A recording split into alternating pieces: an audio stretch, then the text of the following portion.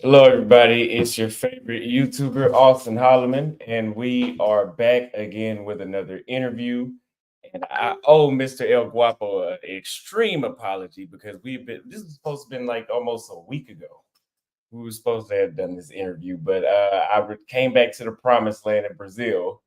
And you guys know the Brazilians love to drink and hang out, and before you know it, the more alcohol you get, the less you start prioritizing. Before you know, like, oh, I'll do that later. I'll do that later. And he hit me with a good one. He was like, oh, you know what, Austin, this is the last time I can reschedule. So I was like, okay, yeah, I got to stop it.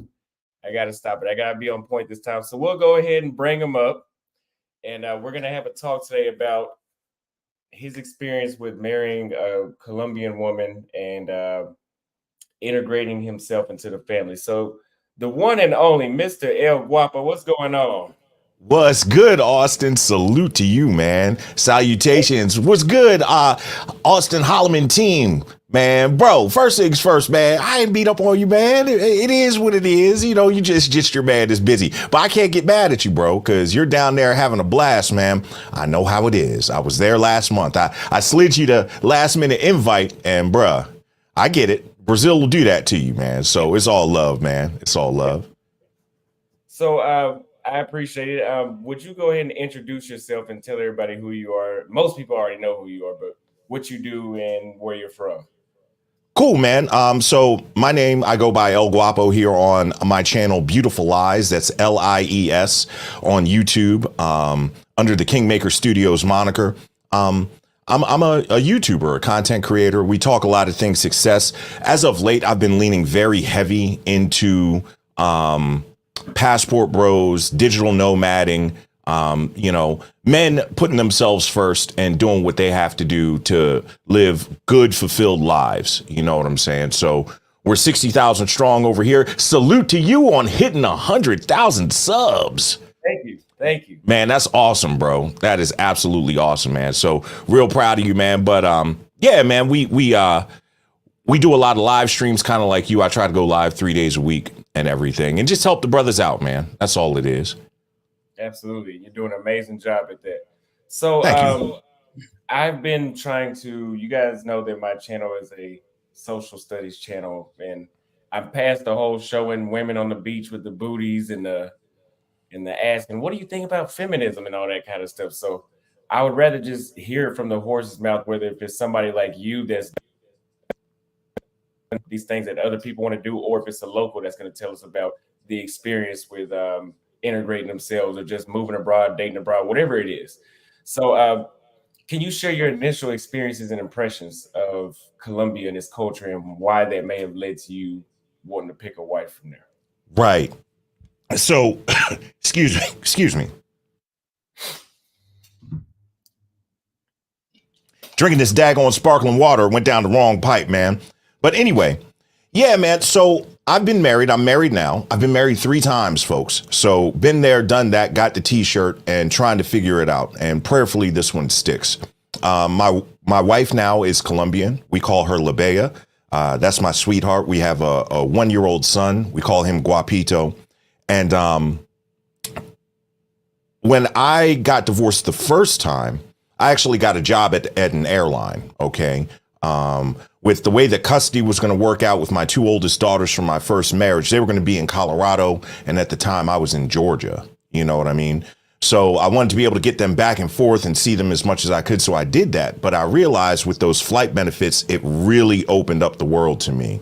So in the 18 months that I had that second job, I took like 98 legs, like 98 flights in 18 months. And I had a full-time job too. You know, the job with the airline was just part-time. And there were just places I wanted to go. I'd already been to Brazil and had a blast there. I had already started doing business there, but I was like, I was on a mission to see the 7 wonders of the world. I went to China to see the Great Wall. You know, I went all over. And Colombia really, really intrigued me because it was supposed to be a mix between the beauty of Brazil and the traditionalism that you get in a lot of other Latin cultures. So how deep do you want to get on this conversation? Because I don't want to mess anything up and say anything wrong, man. No, get as deep as you need to. People need to know. Okay. So, you know, there's a lot of detractors about men traveling, especially men our color, black men. And they have an issue with us, you know, okay, they're going over there, they're tricking, they're doing the pay for play thing and everything like that.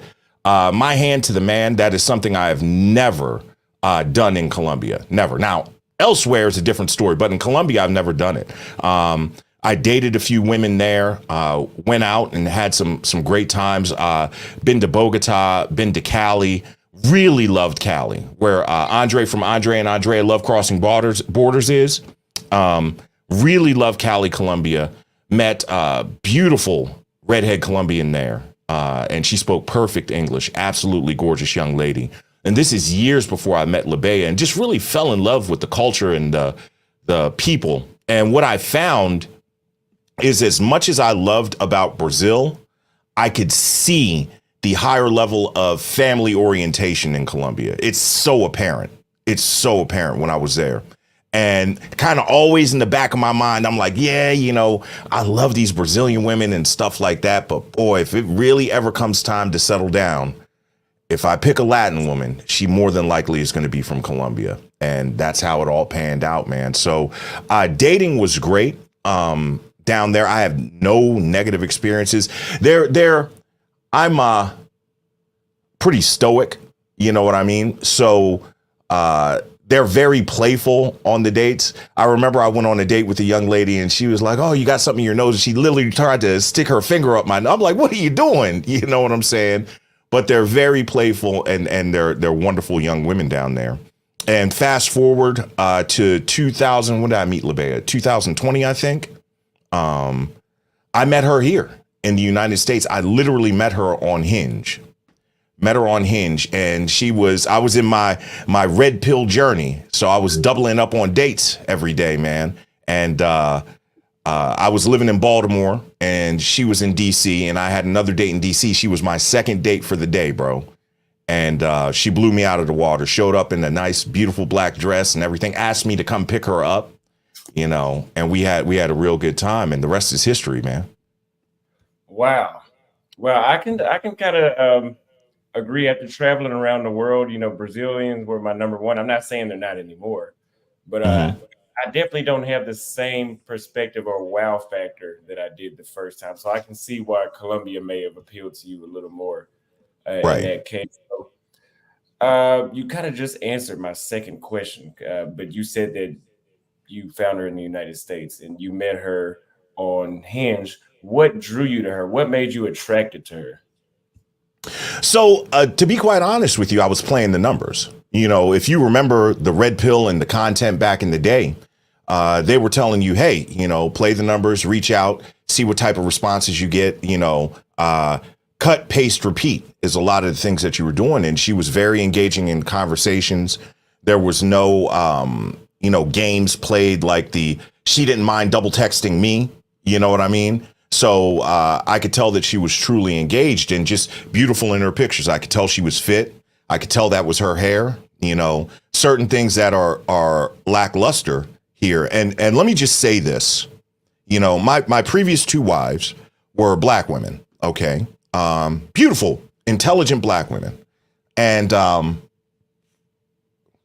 until the point that I met Labea, I had always said I would give a black woman the first right of refusal when it comes to me.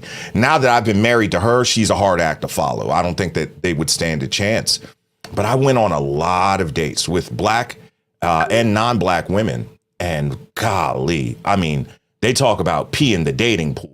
It was horrible. And this is what, 5 years ago? I can't even imagine what you're going through, bro. I can't even imagine what you're going through. I know you tried to do some dating while you were here in the States. Bro, I wouldn't even waste my time anymore, to be honest with you. You know, that's not hate. I just understand how valuable time is. You know what I'm saying? So, but she was very engaging. I could tell she was highly educated. Come to find out, she was a professor in Colombia before she moved here to the States. She was clocking right around six figures, which it really wasn't about the money, but it was nice to know that she didn't need mine. You know what I mean? And she was just feminine through and through. No cussing, no nothing, you know. So the simple things that women should be able to present from the very beginning, she came immediately to the table with that. So what exactly was that moment where you were like, okay, that's it, I gotta marry her? Good question. Good question. So like I said, I was in my red pill journey at that point. And I got red pilled late. So 6 years ago, 5, 6 years ago, I was 40 plus, you know, so there were a couple of things that happened. She and I dated, you know, non-exclusively for a while. And we met in July. My father's birthday is in September. And so I threw my dad just a barbecue for his birthday at my house in Baltimore. And I invited Labea, and my sister and her husband came, and my brother came and everything. So this was like kind of her getting to meet the family for the first time. And my pops, Don Guapo, he's the type of dude that'll let you rock. He's not going to be overbearing as a parent. But when he gives advice, I really listen because he doesn't do it often. And he said to me, he said, Guap, listen, he said, that is a real good woman right there. If you're going to take anybody seriously, have it be her. So that's number one, my pops. Number two, Labea actually pursued a relationship with me. She was the one that asked to move it forward and everything like that.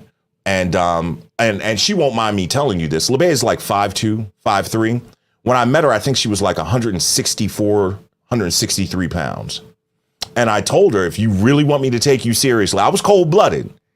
I was like, you're going to have to drop 15 pounds. This woman went that same week. She lived in DC. I lived in Baltimore. She didn't tell me about it. And she prepaid like $1,500 worth of personal training sessions. All right. And she went to the gym, and every time I would see her, because I'd only see her on the weekend, I'm working, she's working. She looked a little better, and she looked a little better. And then she got down to like 133.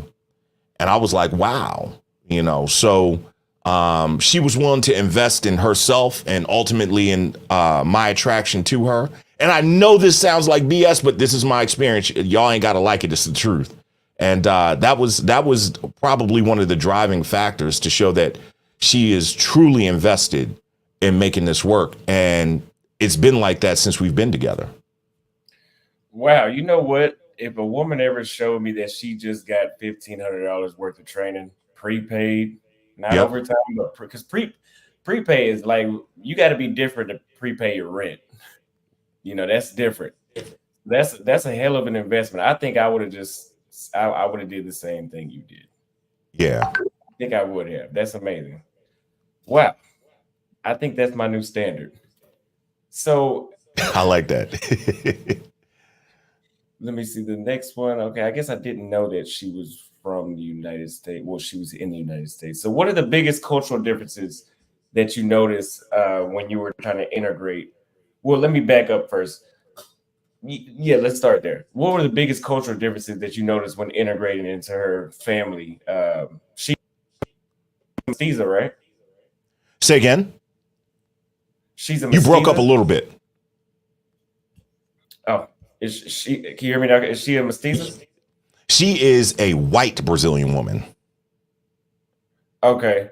Yeah. So what were the biggest cultural differences I that said you Brazilian, Colombian woman. I messed up. yeah, Sorry. Don't get mad at me, baby. yeah. What were the biggest cultural differences you noticed being a Black American man integrating into her family? So here's the big one, man. And this is exclusive to Colombia. And you've been to Colombia. So you probably are aware of this. They truly celebrate black skin in Colombia. It's not like that in Brazil. It's not like that in the DR. It's not like that in Puerto Rico, all those other countries. It is exclusively to Colombia. If you watch some videos that they have on TikTok and Instagram, I saw one recently where a guy said, "What do I call a Colombian woman?" He's asking a Colombian woman, "What do I call her to make her feel special, like sweetheart or whatever?" And she said, "Mi negra," right? So being a black man with a Colombian woman, her family absolutely loved it. And it was, I've never experienced that. I've dated a lot of women, bro. I've never experienced that celebration of me just for my ethnicity. It was wild, you know. Integration is difficult. I've been slacking on my pimping when it comes to learning Spanish. I'm so afraid that I'm going to lose my Portuguese, you know, if I start learning Spanish. But you know, she does a great job translating. My wife is fully fluent in English.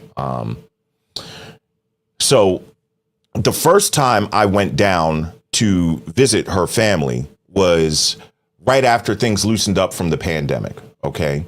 And she and I think we had just gotten engaged, if I'm not mistaken. And we went there and we stayed in a hotel. Her family, she comes from a very good family. They own properties in multiple cities. You know what I mean? All educated, very good family. Mother and father still together, rocking for 40 plus years, you know. So we stayed in a hotel. She's got two brothers. She's the oldest. She's got two brothers and a sister. And when I tell you we got in to Bogota around 11 o'clock, and then it's about a 3-hour drive north to the town that she's from.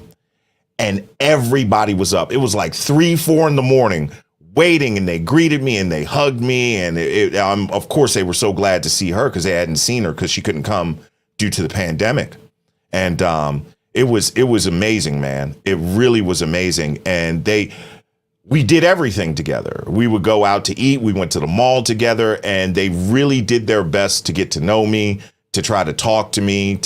Her mother fed me so much food. It's because I'm the biggest guy in the room, right?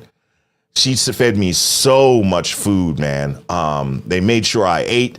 Me and her pops had some drinks. Shout out to Poppy Jose. That's my homeboy right there. My father-in-law. You know, they showed me all the sights, and it has always been really good. You know, I WhatsApp her mom every now and then using the translator and stuff like that, you know, and it's just a really tight knit family. And having a child with her, the benefit to my child is phenomenal. Absolutely phenomenal. Wow. Okay, so you pretty much answered my next 4 questions, but so My you bad, don't speak man. Spanish. Say that again. So you do or you do not speak Spanish. I do not speak Spanish. No. So how difficult would you say that made it? Do you think the process of integrating with them became more of a lengthy process because of the language barrier, or did some people know English that were there besides your wife? No. So her brother, her oldest brother is in Australia now, working over there. He's learning English, but no, not really. But just hanging out with the family and translating, and just like you would do in any other country, you know, use your Google Translate and you talk. Now we got Chat GPT 4.0, which is live translations. But I'm going to learn Spanish. You know what I mean? Got a lot on the plate this year. Maybe we'll push it to 2025, but we'll make it happen. You know what I mean? Yeah. Okay. So, and would you say that there were any cultural misunderstandings that, any hoops like that you had to jump through? Some things that we would do normally, a black family would do, that maybe if she was a Black American woman, you wouldn't have those issues, but in their country, in her family, they do these things differently. Would you say you had any issues like that? No issues. The one thing that was definitely surprising to me is the way that they honor the men. So the men eat first. And what was really cool is because they honor Papi Jose so much, there's a word in Spanish that says siga, right? Which I believe means like proceed. You speak some Spanish, right?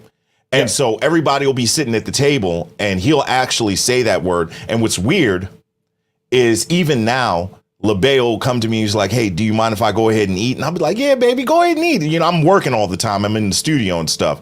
And that was a little bit of a shock. But no, she adapts very well. And it's not from it being difficult. It's just she has a desire to adapt. My family absolutely adores her. My family loves her. They know that she is a great addition.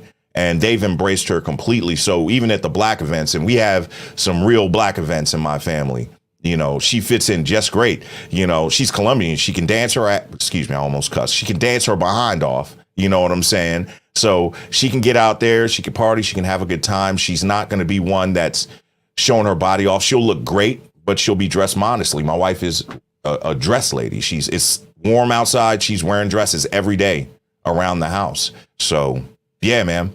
No integration problems whatsoever. Okay, well, that's great. That's very good. I mean, it makes things a lot more easier. So, and what role did the family traditions play in your relationship and marriage? Could you elaborate on that a little more? Yeah. So, my wife is traditionally Catholic. Okay. Okay. So religion was a big thing. You know what I mean? I'm non-denominational Christian. And so we had to meet there. There are some traditions that she still likes to do from her Catholicism. You know, for example, around the holidays like Christmas and New Year and stuff like that. But, you know, I'm willing to relent as long as our faith path is centered around what I believe is the right thing to do as the leader of this family. So I would say the religion thing is probably the biggest one. I tell the people on my channel all the time that one of the most important things about traveling is to get used to dealing with actual femininity because it's so rare to see here in the United States. And it's like trying to feed filet mignon to an infant. Even though filet mignon is great, it's not palatable because you're in your infancy. So you need to go and mature as a global citizen to understand, because I think a lot of cats that would encounter a Labea the way that I did, that hadn't traveled, that didn't know, wouldn't even be able to handle like how feminine she is, how much she's willing to play her role, which is a very important role. You know, always asking, do you need something? Always, guys would get annoyed. You know what I mean? They'd be like, leave me alone. Yeah. So that took some getting used to, even for me as a man that has traveled extensively. You know what I'm saying? So those would probably be the only things that I can see. Wow. Wow. So you talked about them having to adjust and mature to femininity. How did she influence your perspective on relationships and marriage? I didn't realize it could be this good. I'm going to tell you right now, after my second divorce, and I'm going to just be real transparent with y'all. You know, I was a business owner in Atlanta, had to sell off my stake in the businesses in that divorce. This was before the lead attorney. I did not have a prenup, didn't know what I was doing, you know, and it was rough, man. Like I went through it real bad. I was down bad. I had to go to therapy and all that stuff. So the thought of me getting married again was the furthest thing from my mind. It was the furthest thing from my mind. But meeting her was inspiring. I saw nothing but a net benefit of having her as a part of my life, which is the big thing. Like Austin, you understand how difficult it is to be a content creator and push out this content. I also have a 9 to 5 job that is pretty taxing. Bare minimum, my job, I do 50 hours a week. Normally it's 60 from my 9 to 5, and having her back me up and make sure that I'm good. Like, for example, I needed to find a new dentist. I asked her, I said, hey, baby, can you find a new dentist, down where we live now? And she found the dentist, booked the appointment, sent the insurance over, all that stuff. She was like, your appointment's on Thursday. Go get your teeth cleaned. So it is that balance of taking it off of my plate. She's actually not just a feminine presence, but she's a feminine amplifier. And it helps me to do the best and be the best that I can. I don't have to worry about food. I got to buy the food. You know what I'm saying? But I don't have to prepare it, So as soon as we are done here, I can almost guarantee she'll have me something to eat. Have something for me to eat sitting out there in the kitchen. So, yeah, stuff like that. Sounds like a dream come true. So, are you guys considering moving back to Colombia? We are going to move to Colombia. Absolutely. So I have 3 daughters, one 14, one 13, one 10. The one that's 10 lives in North Carolina. I really don't get to interact with her so much. My 2 oldest daughters live about 15, 20 minutes away from me. So when my 13-year-old graduates high school, we're out. We're gone. My kids already know, and that really coincides with my son getting ready for first grade. So, we are going to build a nice little compound there in her town, which I'm not going to divulge where it is. And I'm going to enjoy, my 50s into my 60s and stuff like that, So, yeah, we're absolutely moving to Colombia. Okay. And so, how did you make her and her family feel comfortable that you were going to support her while y'all are together in the United States? Right. So when I met her, LeBea was making great money. When we got engaged, she was over 6 figures. You know what I'm saying? So it wasn't necessarily a support thing. We had a plan for her to retire from what she was doing. And she was a teacher here in the States. We had a plan. Guapito was unplanned. And one thing I knew is that I wanted my wife to be there for my son, especially when I found out it was a boy, because I don't think black boys are loved on enough, And I've told her, I was like, all you got to do, man, baby, is to just love on him. Love on him the first 2-3 years. I'll come get him and make him tough when he turns 3. So we lost that income, but I make a decent amount of money. And after meeting me, what's good about different cultures? These guarantees that people in the United States want and think that they deserve are not expected in other places. In other places, just having the opportunity to have a husband is a good thing. So they weren't really looking at me providing them with a guarantee that she was going to be okay. They liked the fact that their daughter had met someone that clearly cared about her. And, my history shows it. I take care of my kids and all that stuff. You won't find anything about me, doing anything physical to a woman or anything like that. So, I think they were just implicitly comfortable, at the prospect of us being together. Okay. Bismarck TV said a $5 super chat. Thank you very much. And Urban City Hiking said for $5, over 200 people in the building. Get the likes up in my Kevin Samuels voice. These men are giving alley hoops all day. Let's go. Yes, if you're watching, please get the likes up. We only have, how many likes do we have? Either way it goes, you guys need to get the likes up. I don't have the other tab open right now. But Easy Does It sent $20 for 2 of my favorite content creators. What's up? Thank you for the $20 super chat. You got that from his Easy E album, Easy Does It. Shout out to Easy Does It. So let's see. So how have you guys balanced well, first of all, what culture how will you teach because I need to know this for myself too, I guess. If you have a child from a different cultural background, Mm-hmm. like what language do they learn first? What culture do they learn first? When things go more on her side of the family. You'll be living in Colombia, so most likely to be the Columbia way, but you'll still be there. How do you Right. plan for that kind of stuff? So here's the thing. Like right now, he's learning English and Spanish simultaneously. She speaks to him exclusively in Spanish. Okay. When they watch, YouTube, little educational stuff, she'll pick Spanish videos. When she looks for kid songs, she'll pick Spanish kid songs. You know what I mean?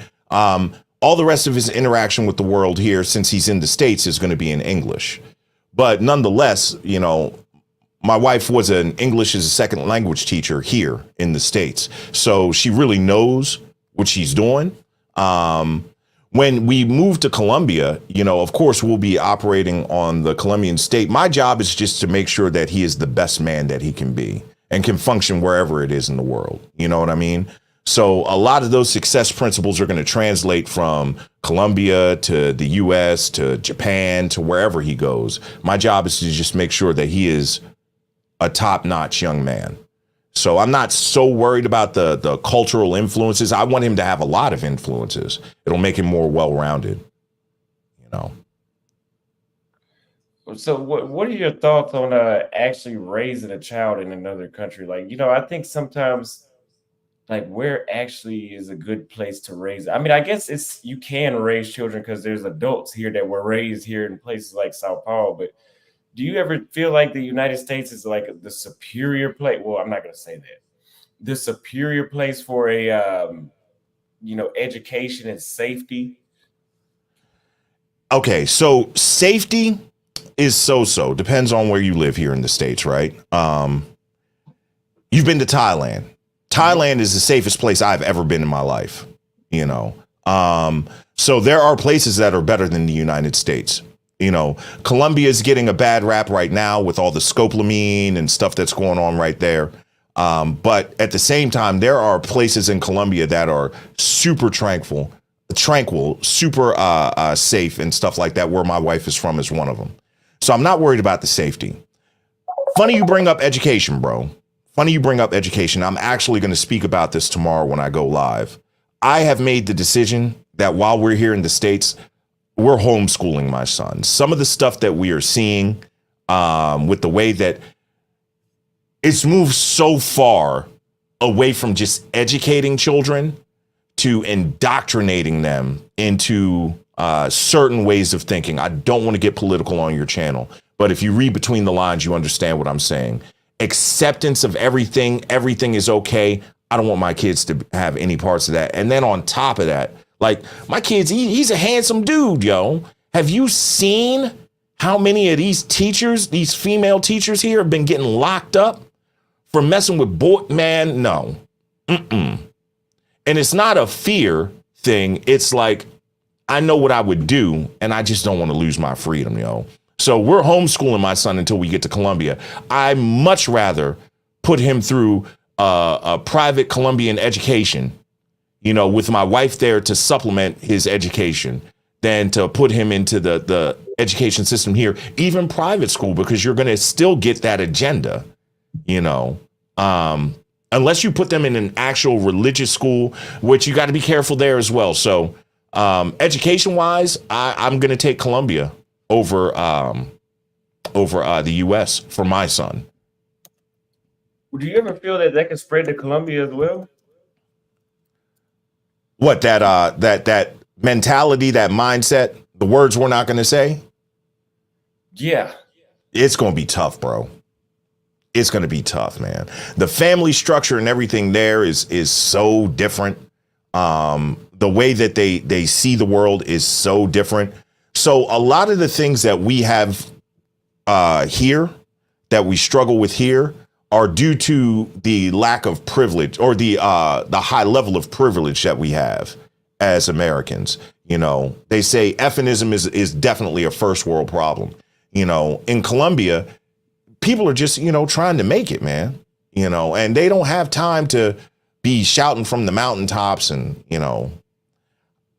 all that stuff, man, about stuff that really doesn't matter and going off the rails with stuff. So I can't see it happening in Colombia anytime soon. I watched you do a live stream on Brazil and what was going on down there with that was you, yeah? You were talking about, yeah. Will it ever creep into Brazil? It may a little bit, but Brazilians are going to shut that down. I'm not worried about Thailand. I'm not worried about any of those countries because life is real there. You know, it is so easy for an American to, with hard work, because of the capitalist society that we have here, to get from a lower level of status to a high level, to reach the middle class, to reach the upper class in a generation. You know how hard that is to do in Colombia, in Brazil, in Thailand? You're normally stuck in the class that you were born into. So all these problems that we have here, you know, people are just trying to live their lives elsewhere. And it's a simpler way to live. And I'm cool with that. Yeah, in other countries, like you said, life is real. They have actual stuff to worry about. Well, as opposed Right. to state, we've come so far and developed that we're worried about, who wants to be a wolf today at school. We're worried about Right. that kind of thing. Shit that doesn't matter. Stuff that would have gotten you bullied back in the day. Right. So what advice would you give to someone looking to marry a person from a different culture? So I would say before you even get to this point of marriage, I believe you have to crawl before you walk. I know you do consultations. I do them as well. And I imagine, Austin, that you tell people, listen, you need to go see what's out there. Get used to the temperature of the water before you decide to go swim out from shore. And that's what marriage really is, you know. Learn the people, learn the culture, learn the language as best that you can. And be willing. I love your story, bro, because I understand going to Brazil and not wanting to go anywhere else. I get it. I understood exactly where you were coming from. But there's so many places else in the world that offer so many great things, man. And you really need to get out there and see it and know it and have a good understanding of not just the individual you're meeting up with, but the culture that they come from. Because, you know, like I said, I'm a Christian. You know, if I was to date a Thai woman, more likely than not, she's going to be Buddhist. You know, there's some things that we might clash on. Now, if I were to jump across the water to the Philippines, that's a different story. You know, they are traditionally Catholic and they do speak English as a primary language over there. So there are things that you've got to get out there and test. The best thing you can do is travel and take your time. We're men, okay? We are not on a biological clock like women are. So there's no need to rush it. And as long as you put yourself out there and you interact and everything like that, you've done the work to be valuable in the dating market, the women are going to come to you. You don't have to worry about it. So let me ask you this: how come you did not? Because some people are asking this in the comments. I'm just curious to see what you would say. You got married in the United States twice. How come you didn't make your third marriage in Colombia? Well, I mean, you mean like actually go down and get married in Colombia? Yeah. Okay, so we're going to do a ceremony down there, but just for legal reasons and everything like that, you do it here in the States. So let's take lead attorney in the prenups, right?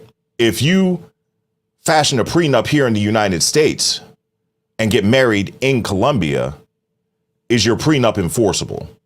Number one, right? You see what I'm saying? Number two, if you're here in the States, we're living here now, right? So for her to get the benefits of being my wife, she has to be married to me, you know, even down to, for example, her name is on this house that we bought, right? I'm a veteran on a VA loan. She can't go on the loan and be considered with her income unless she's my spouse. Okay, so there were some reasons that we did it the way that we did, but I wouldn't do it a different way. But we still are going to have a ceremony down in Colombia. It's going to be awesome. I'm looking forward to it. Okay. Okay. So, what was the most rewarding aspect of integrating into a Colombian family? Man, the support, the absolute support. So, like once a quarter, we get a big box from Colombia. It's got clothes and toys and books for Guapito. I get the support of not just Labea, but her mother as well. They are on the phone constantly. Her mother is like my biggest advocate. Are you making sure Guapo is eating? You know, make sure his clothes are washed. You know, I get my shirts dry clean. You know, make sure you leave them by the door so he can take them with him. Things of that nature. She also, if my wife has any questions about child rearing and stuff, she's got her mother, she's got her tias right there to help her. Shout out to modern technology. WhatsApp is a beast. You know, you can get on a video call on WhatsApp. And if he's got a little diaper rash or something like that, and her mother has all kinds of old school remedies, and them Jones be working too, bruh. All kinds of things to fix things around the house. The family is great. And not just now in the moment, but the way that they raised Labea, you know. You know what she wanted for Christmas? What? All right, so I've bought my wife all kinds of stuff. She's got red bottoms, you know, she's got a Dior bag up there she's never used and all that stuff. My wife, as beautiful as she is, and as much money as we have coming in this household, she's very simple. She's a very simple person. My wife wanted a sewing machine for Christmas, and that's what I got her, a sewing machine. If I need to have something sewn up or fixed on my clothes or anything, she's like, oh, I can do that. What woman these days has that skill set? Here in the States, it doesn't exist, man. It doesn't exist. So I'm thankful not only to what her family provides me now, but what they have provided through raising her right. The respect that she has from seeing her mother with her father and that she repeats in our marriage, you know. And those are things that over time, you know, have been galvanized within her. And this is why I say all the time, women here in the States don't even realize how stiff the competition is. Y'all are like 30, 40, 50 years behind in training. These women are out on the soccer pitch running circles around you, you know, doing all kinds of crazy stuff. And you're on the sideline arguing with the ref. Why can't you run with the ball? You're not even on the field. So it really is night and day. Now, and I had great wives. My wife in Georgia, Southern belle, very feminine, all that stuff, but still night and day. Night and day. Well, yeah, I haven't heard of anybody sewing anything in a long time. That seems to be that's like the equivalent of somebody knowing how to play the trombone. Right. So do you guys celebrate Colombian holidays? June? Yeah, she sticks them in here every now and then. Yeah. I'm trying to remember. She'll normally give me like 2-3 weeks notice, and then she'll do some crazy decorations. Correct. Colombians have all kinds of traditions. Like you're supposed to wear yellow underpants going into the new year or something like that, man. So I just participate. You know what I'm saying? We take our pictures, we have a good time and enjoy. If you asked me to point them out to you, I couldn't tell you what they are. So would you say that Colombian culture has enriched your personality and made you grow as a person? Like the culture itself. I think Brazil did that to me. Kenya did that to me. You know, other places that I've stayed at, for Paraguay. Would you say the same thing? Yeah, absolutely. It has really reinvigorated my love and appreciation for a strong family, which is something I've got to give my mother. My mother used to get on me for dating girls from broken homes. Shout out to Danya Guapa. She was serious about her son dating the right people. But seeing how strong and important that family is and having so much admiration for my father-in-law, like my mother-in-law has never worked. And he went out and my father-in-law is in like demolition. Like, so, you know, for the mines, they would blast holes in the mines so people could go down and they can get the equipment down. That's what Papi Jose used to do. Super dangerous job. super duper dangerous. And he did it all that time to make sure that his family was good. And they went through rough times, but he built them up and made sure to the point that, like I said, they are considered a privileged family in Colombia now. So it gave me a much better appreciation for the importance of family and that patriarchal role within the family. It gave me something to aspire to. Wow. Wow. Yeah. I haven't heard anybody doing the demolition, going in with TNT and all that stuff in a while. Yeah, he's serious, man. It's a respected job because, like you said, it's very dangerous and it's a man's job. It takes a lot to do that. Right. So, how do you plan to teach your son about your multicultural his multicultural Right. heritage? Just expose them to as much as I can. Even though we'll be living in Colombia, I'll be coming back up here. We're still deciding whether or not we're going to keep this house. Houses deteriorate if you don't have people living in them, and I don't want anybody renting my junk. So we'll have to just see. But 2-3 times a year, we'll be here. We're going to be very mobile. Like Bogota to DC is only about a 5.5 hour flight, right? So, just expose them and everything that I have in me, I want to make sure that he has that and more. So it's not just Colombia. He's going to get that. It's not just the States, man. One of the people I admire when it comes to raising boys, and this is my first male child, is Dennis Sperling and what he has done with his sons. And I actually took his fatherhood class a couple of months back. And I want to expose Guapito to everything to make him as well-rounded and well-prepared for this life as I can. So, but his dad is black and we have a story to tell and he's going to know all about that, man, all about that. So yeah, we got a job in front of us, but I look forward to it. I hope that answers that. Well, what would you say? Yeah. I can follow back with another question after this one, but what would you say made Dennis Sperling seem like and I'm not saying he's not, I'm just asking for the audience, that he's a good enough father for you to want to buy a course from him?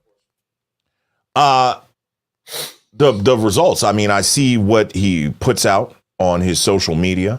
I'm a subscriber to his channel. I watch. When I listen to him, and I'm a very good parent to daughters. It's different with boys. And when I listen to him and I hear his interactions with his son and what his thought processes and stuff like that, I'm learning. So I'm always willing to invest in myself and learn. And it's not about the money. If I'm going to invest in anything, I'm going to invest in me, So yeah, it was an easy call. And it was a very, very good class, man. Very good class. So, and I'm not trying to pump anybody's stuff. It just was highly valuable. I think you should charge more, to be honest with you.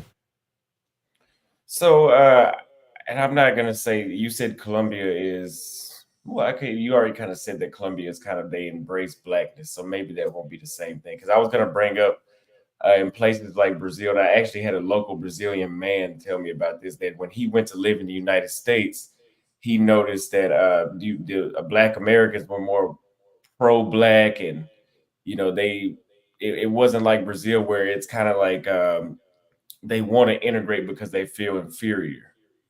Right. So, but you Right. said Colombia is not like that.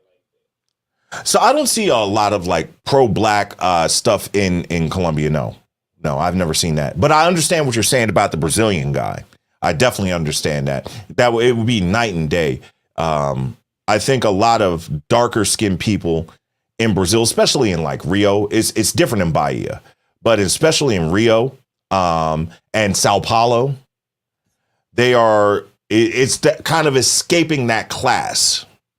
Like I was talking about before, it seems insurmountable. You know what I mean? So, yeah. A lot of them are lighter skinned because it seems like they want to mix because they have that inferiority complex and they want to breed out because they think that's more. Maybe one day it'll change. I don't know. It's just an observation from what I've seen. But Yeah, that's the thing that I've talked about a couple of times. Did a live stream on that. So, with raising your son in that environment, I guess since you'll be there, it won't be. Do you think that that's something you'll have to reiterate to him that some things that they may teach you in Latin America are not true about blacks? Yeah, I think that there's going to be a lot of level setting with my son. And this is to go back to the education thing and my wife not working anymore. I need the base level of my son's knowledge to come from his parents. So it's not like we're trying to uh, get a jackhammer and break down this foundation that has been laid by the education system and then build it back up and refortify it. I want it to be solid from the very beginning. But and I do this with my daughters, we have real good conversations as they hear things here and there and stuff like that. And they discuss it with me. I'm going to let them know, hey, listen, I know that this is what you're hearing and you're seeing, but that is not necessarily the case. And this is the way that you need to view it. And they accept it, so hopefully that'll translate to my son as well. Interesting. Interesting. So, do you ever have in your household, do you ever have conflicts or disagreements due to cultural differences? My wife is Latina. She gets a little fiery. She does, but not disrespectful. It'll be, we'll have this. I'll be like, baby, come on, we got to tighten up. You can't do this. And she's like, oh, I'll never do anything like this again. I'll be like, you don't have to go off the rails, yo. Chill out. I'm just giving you a little guidance and everything. So my wife is Latina. She is fiery. She is not perfect. I'm not perfect. But things don't ever get out of hand to the point that I'll be like, man, I can't stand this broad. You know what I'm saying? So, and she doesn't feel that way either. But yeah, and that's the cultural difference of the way that things are handled. My wife, she's getting out of this, living with me, but there are a lot of superstitions in Colombia, a lot of superstitions there. So for the longest time, after it was dark outside, like she makes sure all the windows are drawn and all that stuff. And she was like, the spirits will come in front of the window and you'll see them at night. I'll be like, baby, you are lunching, man. Okay. So little stuff like that, the superstitions, but nothing major at all. One thing here's one. My wife is all about fresh cooking, and this comes from her mother. I don't know if this is specifically a cultural thing in Colombia, but I know this is my wife's family. Like, they don't do leftovers. My wife literally cooks all of Guapito's meals, all of them. My kid has never eaten out of like a jar of baby food like Gerber. Never.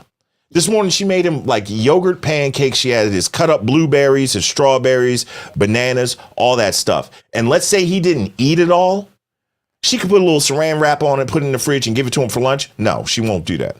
She will throw it out and he gets fresh food. Same with me. Now I'll tell her, I'm like, baby, I'm gonna eat the rest of this. Just leave it in the fridge, But her natural inclination is to go and prepare fresh food every time. So that was a little bit different. Very different from the United States.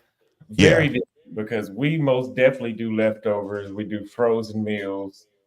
Uh, we do hot pockets. We're definitely different with that Right. kind of stuff. So I didn't even know that. That's amazing. Uh, I guess in one Africa, they would consider that wasting food. If you didn't eat it all, throw it away, just make some more. They wouldn't do that. But I guess Africa, maybe if they had some different hardships. Like you said, that could be a cultural thing with history and why they don't want to, why they have to cook new food every single time, or why she Right. feels like.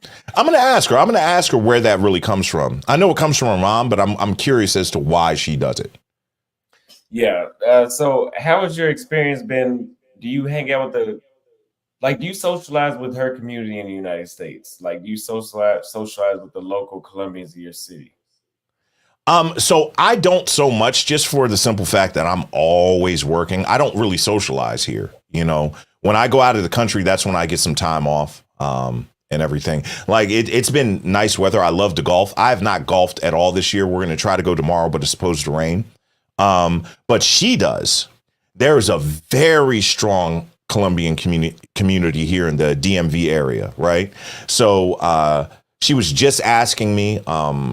She was like, she's got a couple of her Colombian friends that have, kids and babies, and she was like, I was thinking about doing a pool day for them because the pool's open and everything. And she said, do you mind? I was like, well, as long as liability, just make sure these kids can swim and you're keeping an eye on them. But she's always interacting with the Colombian community here, and having her Colombian female friends over to the house with the kids to interact with Guapito and stuff like that. So she's very tight knit. They have their mommy days. They'll take the kids to the library and do readings.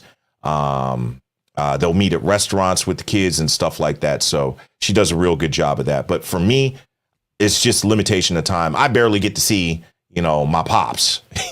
So it's difficult. I get to see my daughters every other weekend and stuff like that. And it's just 9 to 5, and YouTube and my other businesses. It's a lot. So somebody in the comments said because Latin culture that if they leave the food out long enough, it'll get bad due to the environment, which I guess I see that. If we're talking 200 years ago, or before the refrigerator, maybe so, but I don't know. Right. That part should be evolved out of the culture by now with the refrigerator, Right. but maybe it has. I don't know. So I thought of one more thing that is very different.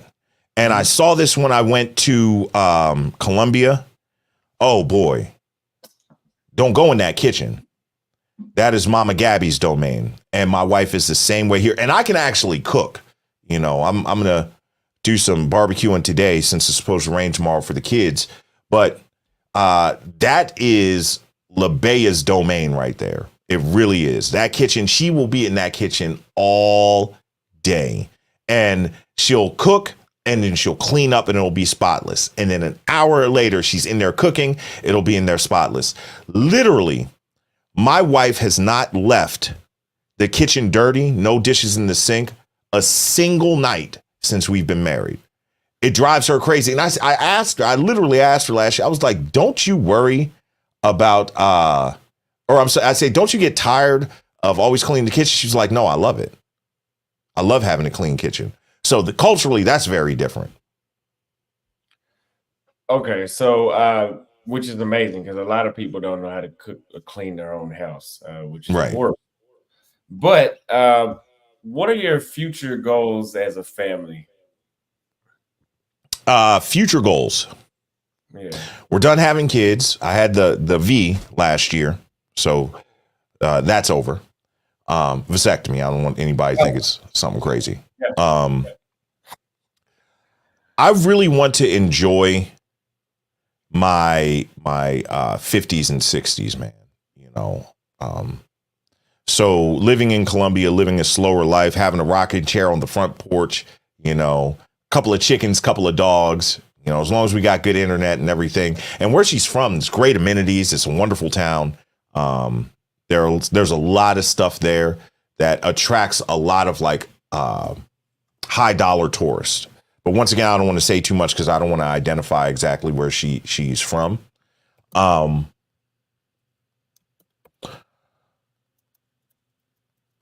I think we've both worked hard enough that we just want to enjoy life and enjoy our children, my kids that are her stepkids and our son together and our grandchildren. We've put in the work.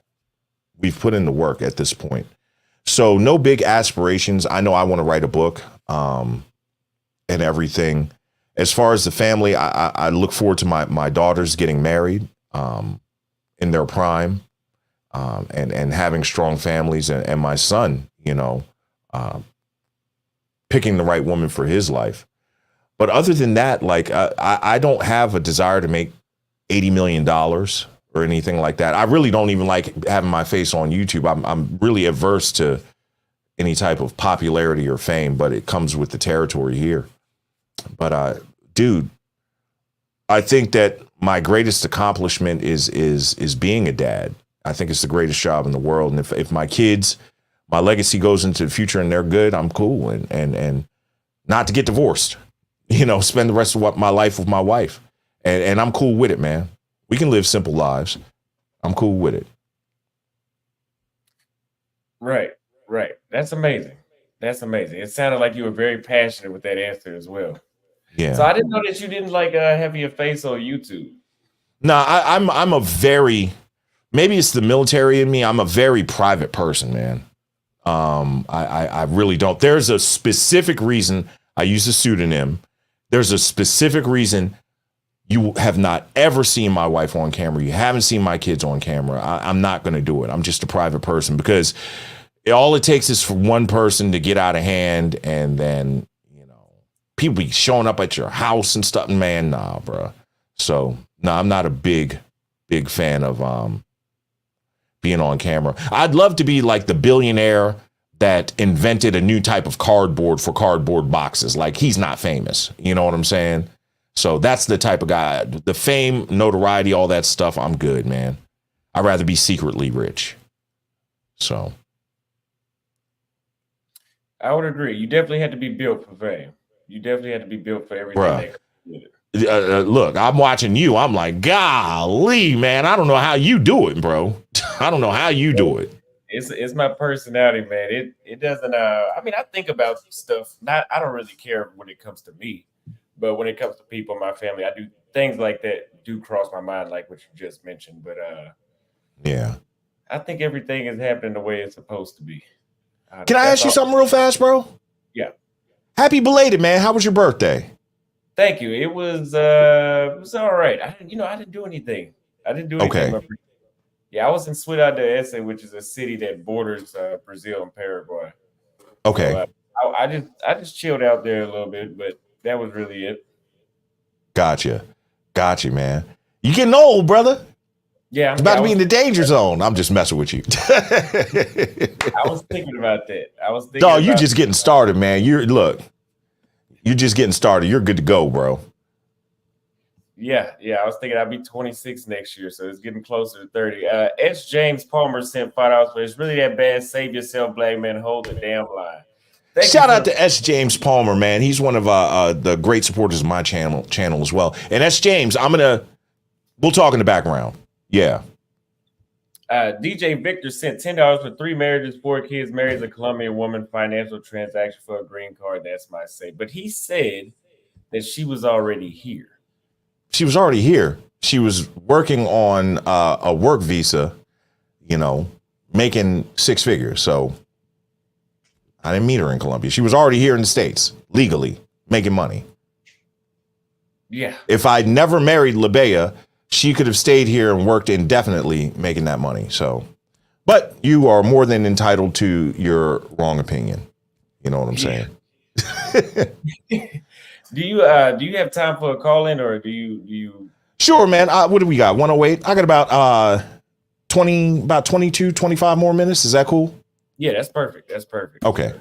So if anybody wants to call in, I've dropped the StreamYard link a couple times just to get it prepped. But we will give it about 5 minutes. If you guys don't call in, we will let Mr. El Guapo go. And I'm probably going to go too because I'm in Brazil. I feel like sitting on the streams all day anymore. We do these interviews and a couple call-ins, and we're going to have to get out. Right. What's the weather like down there, man? It's cold. It's not as cold as it was when I was in Paraguay, but it's rainy. At least this week. It's supposed to warm back up next week, I believe. Gotcha. Okay. So, but it's winter time down here, so it's not gonna. I don't expect it to change too much. Gotcha. We got another super chat. Also, I forgot. Wesna reminded me in the chat that I went back to Brazil for my birthday. See, that's right. I did cross. That's right. I forgot that I did that. Suave Prince said, shout out to El Guapo. Keep grinding, keep going at Austin. Thank you very much. Yes, I got to get back. Salute, Suave Prince. Got to get back on track now. But thank you for the super chat. So far, we don't have any callers calling in. If you guys want to ask Guapo a question, I put the call. Yeah, let's do it, man. Yeah, I forgot the day, but is marriage in your future, Austin? What do you think? Maybe so. I mean, I don't ever think about it, so probably not. But I'm not opposed to it, but I don't ever think about it. Do you want to have kids? Oh, yeah, absolutely. Yeah. Yeah. It'll start manifesting itself. You're 25 now. In about 10 years, you'll be like, yeah, I've been through and had all these experiences and it's women have it wrong. Like men have the experiences and then they get to the point that they're ready to settle down because you're ultimately going to find out that pretty much it's all the same. The actual physical it's all the same, bro. Some are better than others and all that stuff. But for real, it's so much deeper than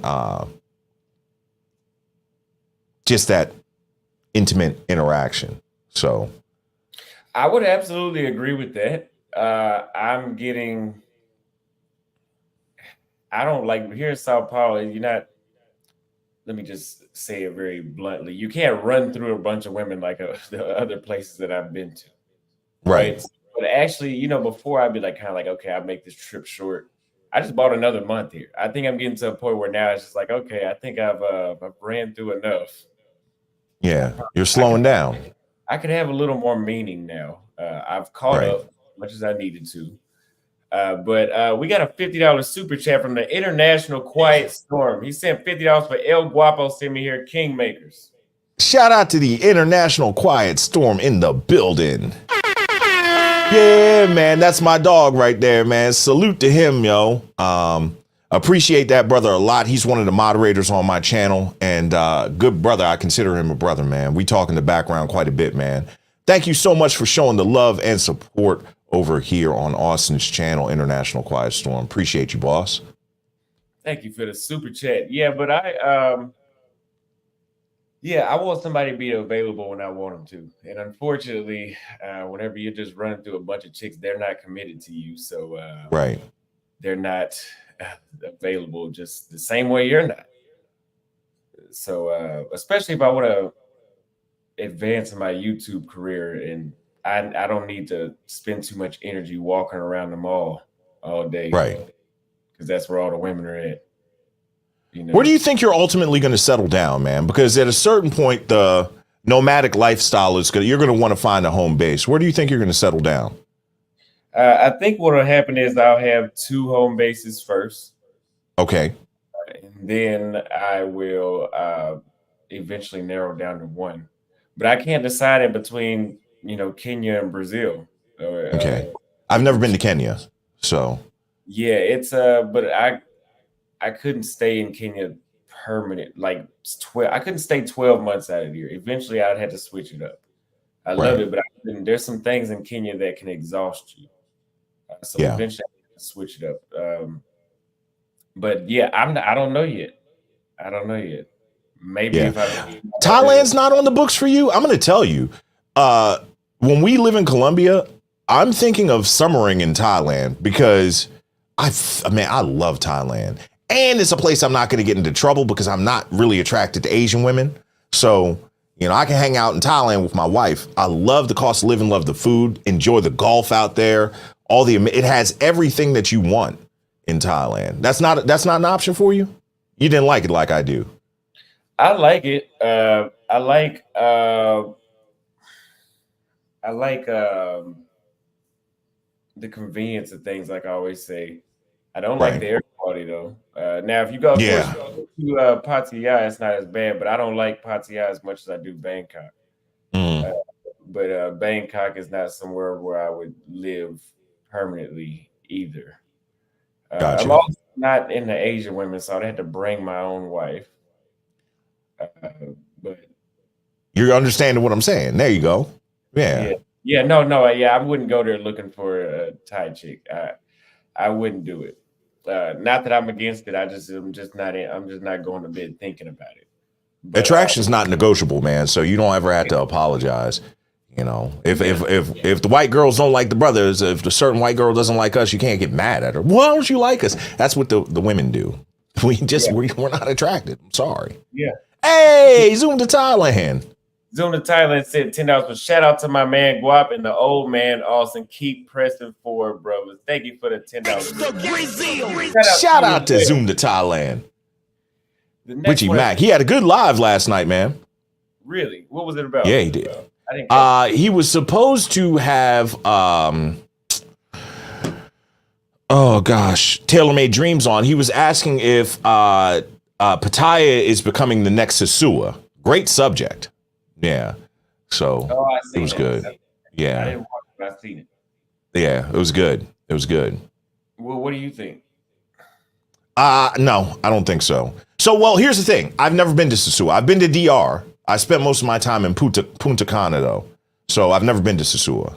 But from what I'm hearing about Sasua and everything, that flight is a big deterrent for people. That's a long flight, bro.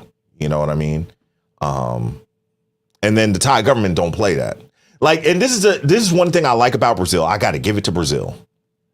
You don't see a lot of these dudes, the proverbial pookies, coming down to Brazil and acting up, because Brazil will whoop your tail if you come down there and act like that, man. You know, have you watched any Brazilians fight yet? Like get into a fight on the street? Yeah, Bro, that joint is vicious, man.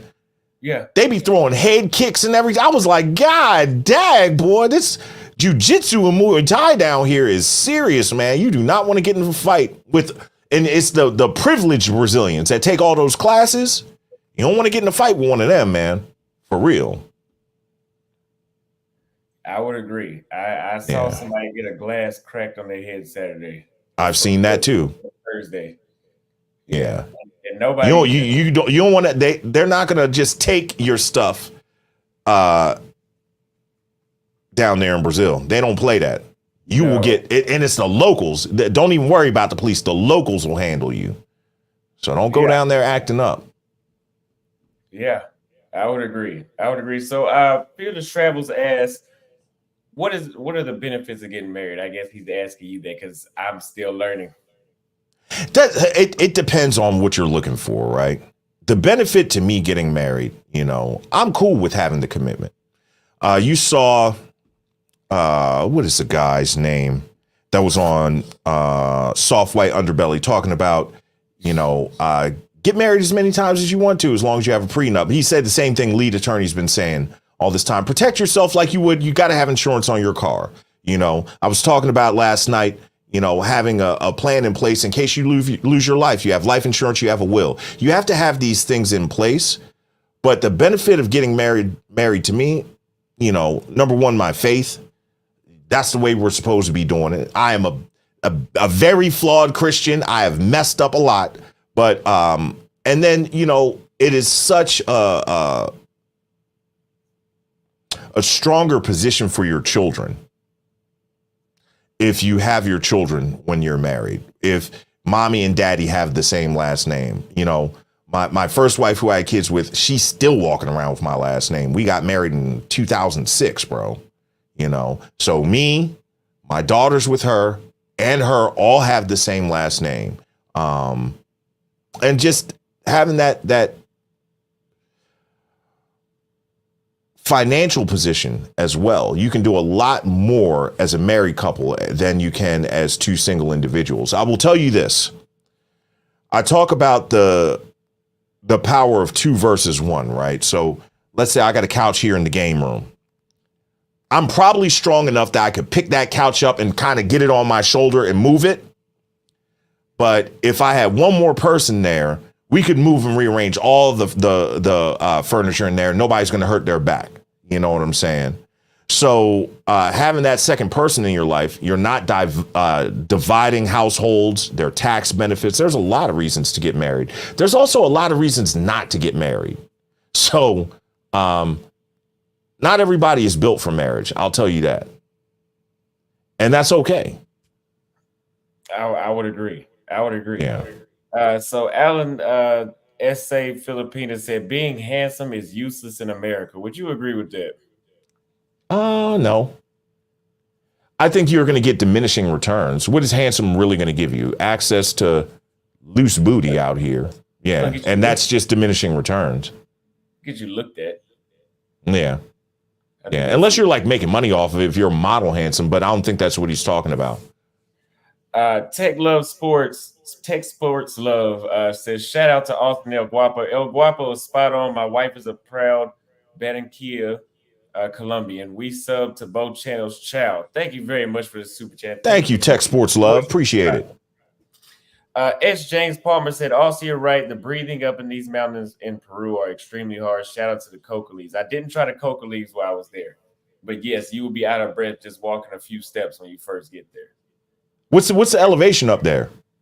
I'm not sure, but it's where Machu Picchu is at. It's very high up. It's high, yeah. Very high up. I couldn't imagine trying to go to a gym in Cusco. But yeah. So we have one caller, and I think this will be the only caller because 15 minutes probably has went by. Okay, let's do it. And we're going to let him up here right now. Let's see. All right. Hey, what's going on, Todd? How you guys doing? Good. What's up, Todd? Hey, El Guapo, man. You got like a radio personality voice, man. I'll take it. Appreciate that. I'm assuming that's a compliment. Yeah, that's a compliment. Man. Like you Thank got you, that man. voice. Man. So, no, I think, people should consider, marriage as not just a business, but a lifetime partner. Because my parents been married 64 years, and when one gets sick and one's in a hospital, the other one is kind of sick right along with them.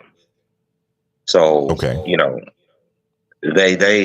the bond that they have is beyond a marriage or anything else. The way they love each other is awesome. It's amazing.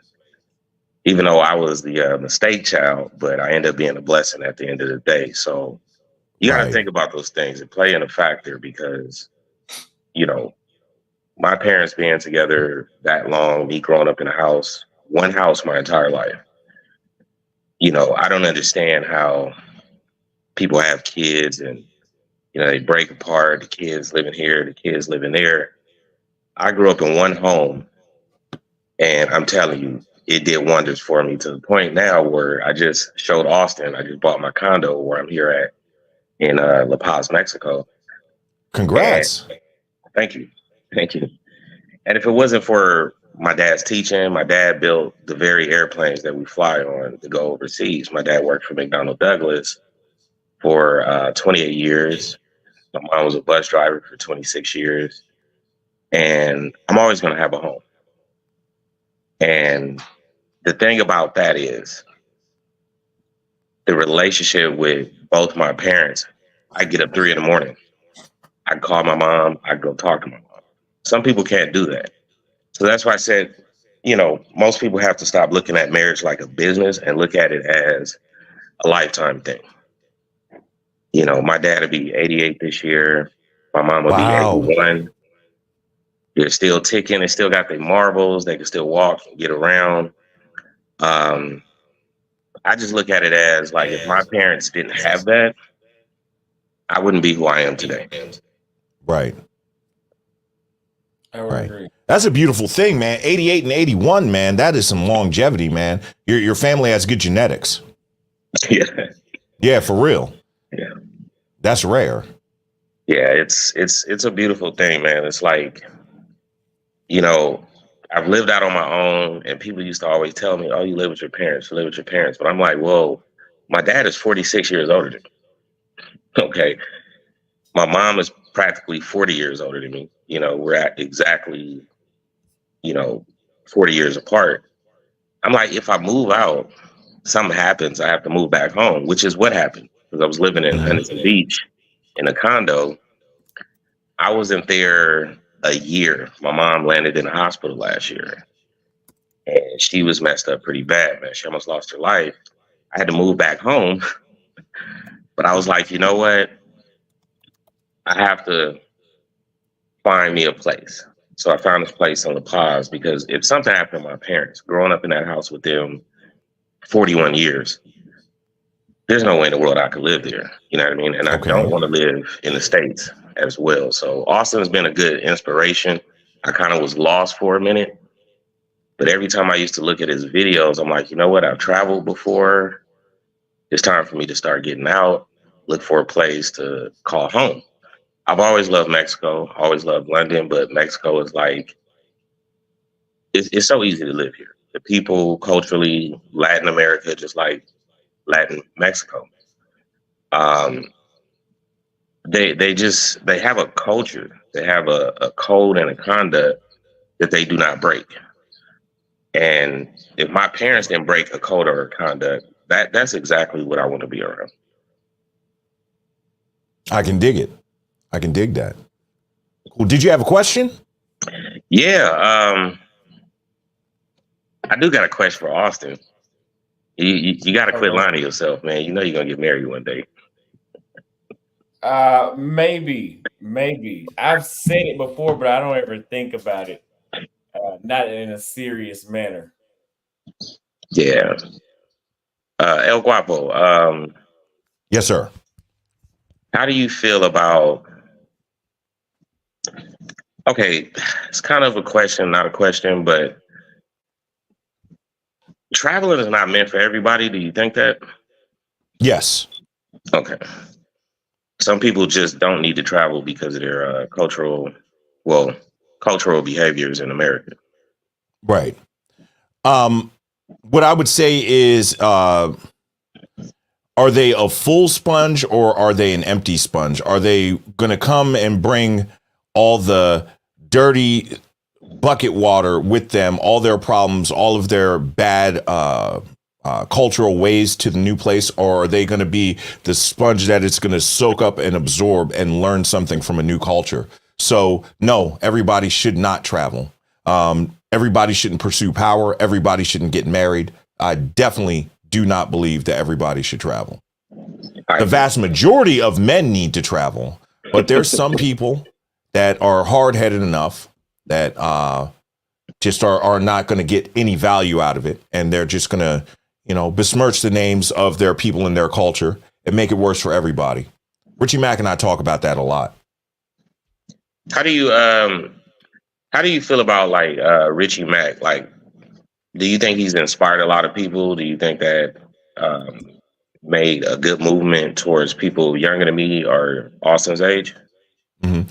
So I'm very cautious about that word feel.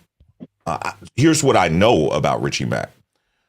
Richie Mack has enabled a lot of people, men in particular, to live a life that would not have been available to them previously. He is a 100% net positive to the community, and he provides a great service that if I were in his position, I wouldn't have told y'all nothing. I'm just keeping it a buck. I wouldn't have said anything. And I've said this to him. It's coming from a good place, having known the brother in a year. Richie and I have hung out in like 4 different countries. I consider him big bro. But when you're at the top of the mountain, it's real easy for people to take shots at you. You know what I'm saying? Yeah. So everybody's got an opinion and they're allowed to have it. But Richie is absolutely a net positive to the community. Here's one thing that he says all the time, and I'm going to echo is, and Richie's grown. He doesn't need anybody to defend him. But you haven't heard anybody say that he was lying about anything. So who can get mad at an honest information share? Yeah, I agree. And, I know I talk to Austin behind the scenes a lot, but he really inspired me, not just my parents, but he also inspired me. He talked to my mom as well when he was going through the thing in Brazil. Him and my mom talked, and she prayed for him. And I'll tell you, my mom's prayers is lifelong. And, he bounced back from that.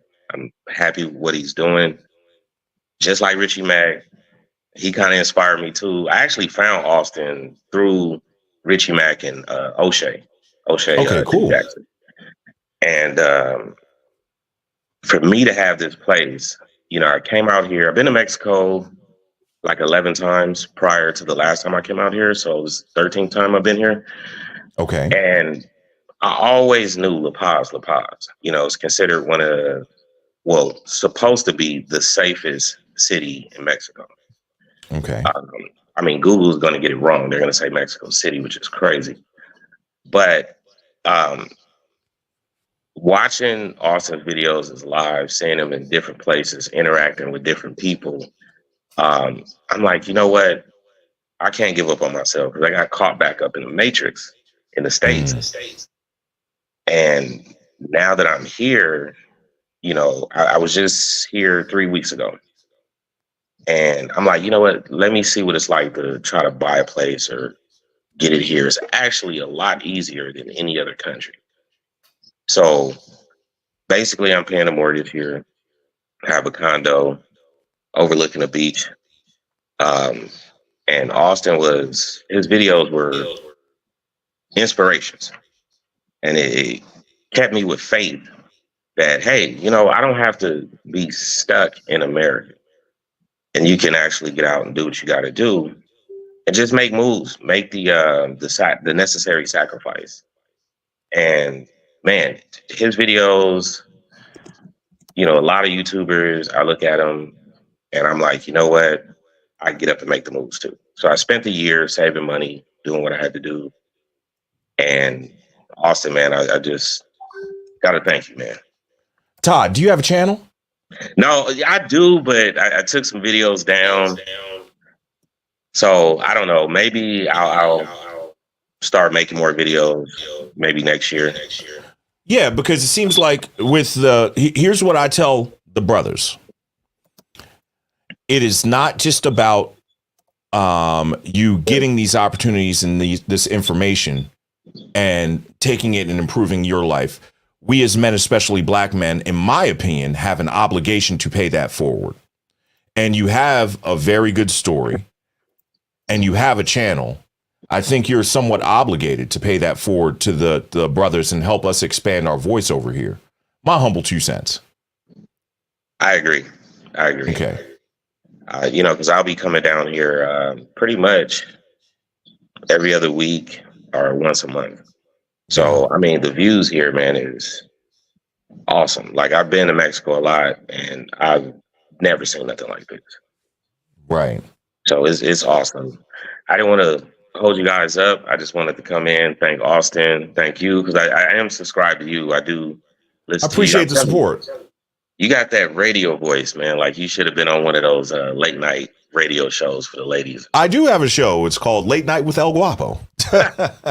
Monday, Wednesday, Friday at 10 p.m. Eastern time. Yeah. Shameless plug, Austin. Sorry about that, but he brought it up. Yeah, no problem. I appreciate it, Todd. You know, we'll talk on the back end. I'm going to go ahead and let El Guapo go, and I'm going to make a little outro announcement. And then. All right, man. You guys have a good one. Be safe. Take care, Todd. Man. All right, yep. You too, man. Yep. Thank you. All right, thank you. All right. So, all right. I appreciate the show today. If you have any other final words, and thank you for educating my audience on what it's like to marry a Colombian and integrating into the family. But if you have anything else that you would like to say to the audience, where they can find you at, etc. Sure. Yeah. More than welcome to come over and hang out with the Kingmakers. We are 60,000 strong over here on the channel Beautiful Lies, LIES, and would love to see you over there. We have a lot of fun, man. We have a lot of fun. We wild out and, you know, and I pretty much get my lives demonetized every time, but we get a lot of support, dog. So it's not even that bad. You know what I mean? But would love to have you over, and I try to educate as well as entertain. So Beautiful Lies, LIES, or my YouTube handle is at Kingmaker Studios, and love to see you there. And all my other social media is contained within my YouTube channel. You can find me there because I don't have them memorized. But Austin, it's an honor to be over here. You the big dog now. Yeah, man. So proud of you, brother. Keep doing your thing. Stay safe out there and everything. And you are a savage with putting out this content. I can't imagine what it's like to not have to work another job, but boy, keep doing what you're doing, man. You'll be at 200,000 before you know it, bro. Thank you. I'm trying to get there around the same time next year that I got to 100K, so at least a year from now. I love it, man. I love it. Well, peace out, audience. I appreciate you. I can come by the Kingmakers if you need me to. Just let me know. I would whenever. love it. I'd love it. We're long overdue, man. All Yeah, right. thank you. All right, boss. Take it easy. Peace out, You as chat. well. All right, man. So you guys, thank you for the guests that came through again today. I just got some word. Otherwise, I would have ended the stream. I need some water. But I just got some word from anonymous that which I didn't know because I had this woman blocked because I don't have time. But that some you got some real haters out here, man. They're emailing this chick. Austin is back in Brazil. I want to let you know he's back in Brazil. Like I didn't, it's funny when somebody snitches about with public information. That's when you know you're dumb. But Austin is back in Brazil and he is here to prey on women. I'm gonna email you proof. I would love to see what proof we're talking about. Number one. Number two, we have not done any IRL streams. You guys haven't seen me cold approach nothing. There's no there this trip to Brazil is for personal this is for personal reasons. We're not here. I actually just went on a whole monologue last night about how we're getting away, but I don't owe anybody any explanations. I don't know anybody any explanations. And I don't do anything wrong. So therefore, but yeah, I just felt like addressing it. You got some weird people out here, man. You gotta that's why you really can't watch who you associate with. I wish she would have snitched on whoever was doing that. Most likely it's a man more than a female. But your boy is not what happened last time will not happen again. I can guarantee you that. Because yeah. She posted 3 passport bro type stories. Let me see. Let me see for myself. I only seen one. Yeah, I only seen one. I seen the one where it was a DM. And then there was another one. What a loser.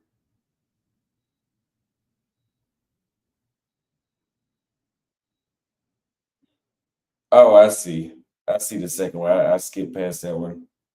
And then another one.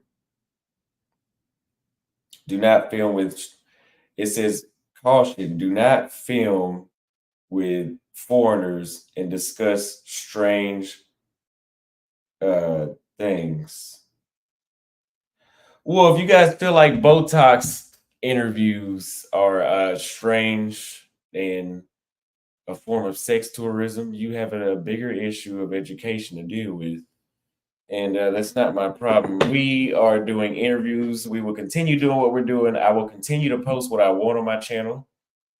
What I post on my channel is not against the law anywhere, and it's not ethically wrong either as well.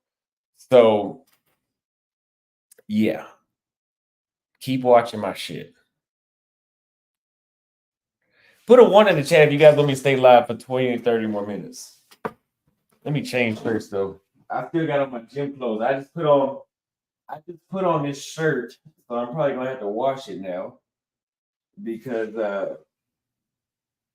I knew El Guapo would come dressed in a suit, and after I wore a white dress shirt last time, I have to keep the standard at least that level of formality rather than gym clothes for the interview.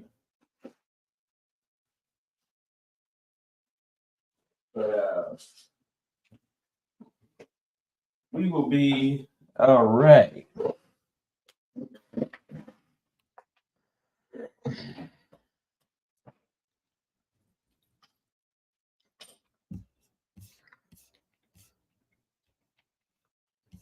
Yeah. In America, that'd be a lawsuit. Yeah. The only reason that I haven't sued these people, I have lawsuits, but I can't, is because in these other countries, the courts are not as effective. Like if you sue somebody in the United States, something is gonna happen. If you try to sue somebody in another country, nothing's gonna happen. Most likely. But yeah. Your boy's not doing nothing wrong. Your boy is not doing nothing wrong. So we not worried about nothing. Just be on alert always, always, but there's nothing to be alert about.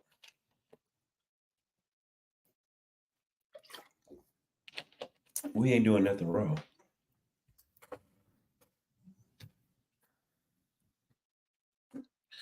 Yeah, but we got, we just got some people, and if I saw her in person, I wouldn't even be upset with her because I accept people for who they are. It's just like when people have a mental illness, like, oh, Austin, like, I have this mental illness where I have two personalities, and also sometimes I like you, sometimes I don't. I'd be like, that's okay. I'm just not gonna fuck with you. That's where I'm at in life. You got two personalities. Sometimes you're nice, sometimes you're a bitch. I just won't fuck with you either way it goes. So somebody has a constant, if somebody has a constant, I want to slander Austin, I want to slander Austin. That's just not gonna fuck with you. You a Ku Klux Klan member? I don't care. Not mad at you. I'm just not gonna fuck with you. I'm not gonna go to bed. I'm not gonna miss no sleep. I'm not gonna go to bed thinking about you. Yeah, just like Wesley just said, just like you walked away from the girl last night that you said that I accidentally touched her arm. Hey, she has an issue with skin color or whatever it is. If she has an issue with uh, maybe she has, you have five senses. You have taste, touch, sight, vision, and hearing. Hold on. Taste, touch, sight, hearing, and damn, what am I missing? Smelling. Maybe she, her other four senses work, but her sense of touch is not working anymore. That's fine.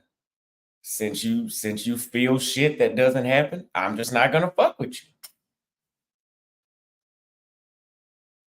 You can feel can you you seeing shit that's not really there. I don't have to be around your ass then. That's how I look at life. I'm at a state of peace. If you got your own issues, you need to go to therapy. That's fine. I'll send you a therapist. In the mean, after I want you to start that therapy, and I want you to leave me the fuck alone in the meantime. You know that's where we're at in life. Leave me alone. Suave Prince says women really do get like that when they feel like they can't have you. They act crazy. She most likely trying to make money though. I don't even think it's personal. It's just clout. Yeah. Oh, she really would try it this time because we're at 100,000 subs now. We're at 100,000 subs. So, um, yeah. So that it would actually. I'm surprised that they did that at 30. Now at 100, I can see that. You guys know the bigger you get, people are gonna just. It's just like the more money you make, more people are gonna try to take it more. You're gonna get random lawsuits. All that kind of stuff is gonna happen. So it is what it is.